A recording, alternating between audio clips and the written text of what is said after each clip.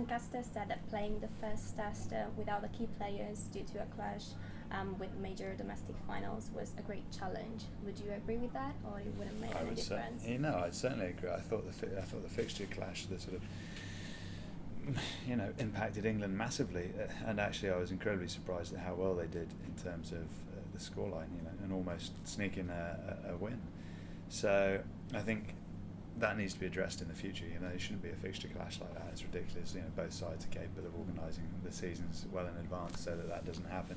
Especially for the spectators in New Zealand and at home, watching an international match without a lot of its key players, it doesn't give you the same experience. So I'd like the people that put them together to address it in the future. And I understand Stuart's frustrations there, but he wouldn't admit to it having hampered his side's performance. Okay, so and which were the best and the worst players of these 3 matches? The best and the worst players. That's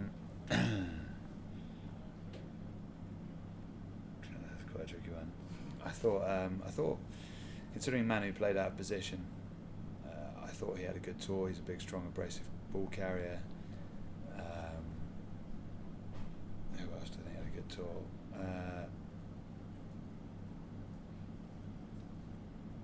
Jeff Parlin did a good job. He came back in from injury and having had a long time out of the game.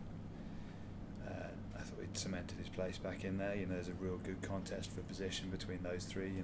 Four. So you've got Atwood there, you've got Wood, you've got Launchbury, you've got Atwood, Laws, Parling, and Launchbury. I think the competition for places there will be exciting come 2015. Laws is now coming back into some real form after a bit of time away from the squad. Parling again, having been injured. So for me, just the way that he's been able to fit back in so quickly, he's key to England's sort of line-out calling, defensively and in attack. Not as physical as Laws, maybe not as athletic as Launchbury, but offers a real leadership quality that the other two don't. In terms of guys that didn't play as well, I'd never name drop someone for having a bad game. I think Burns will probably be a little bit disappointed in his final test performance. I think with the first test he took his opportunity well, and I think at the end of the day as a coach, Stuart wants to see guys that when he gives them the opportunity they take their chances. I think Marlon Yard came back in and performed very well. Had a strong physical winger, also very quick. So for him, having come in, was it the season before last, on such promise, and then to have a number of injuries, keep him out, I think he took his opportunity well as well. But yeah, there'll be a number of players in there that'll be frustrated with their performances. I think Burns certainly with his last game. I think Richie McCaw will probably be frustrated with a couple of his performances, certainly in the second test. We expect a great deal of Richie because he's been such an incredibly consistent player over the years, and in my eyes probably the world's greatest player. And I wonder if New Zealand are doing themselves in the eye a little bit by trying to keep hold of him because he is such a good leader. They're keeping hold of him. Yes, he's not played a huge amount of rugby over the last year, but certainly his performances weren't up to their normal level of excellence, and I think maybe New Zealand are doing themselves in the eye in terms of the guys that they could be giving the opportunity to play. So the next test matches are in November, as you said before. What would you change of this squad? Would you include even more youngsters since the England under-20 won the last Junior World Championship in South Africa? No, if you suddenly change your whole thinking, I think Stuart's got a good group of players that he's building his side around, his squad around. I think Tom Wood has been very strong again. I think he's been consistent, and for me that's what England need. They need consistency in their performances. Tom has been very strong in that department. You always need to look at the talent that's coming through. Certainly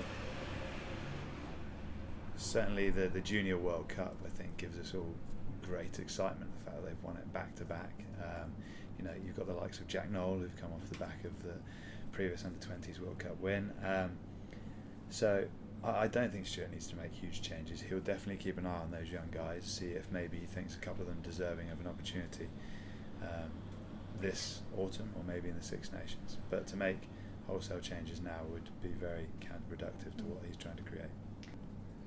You know better than anyone else how important it is to recover from injuries. So how can Fire Active, the brand you're ambassador of, help players?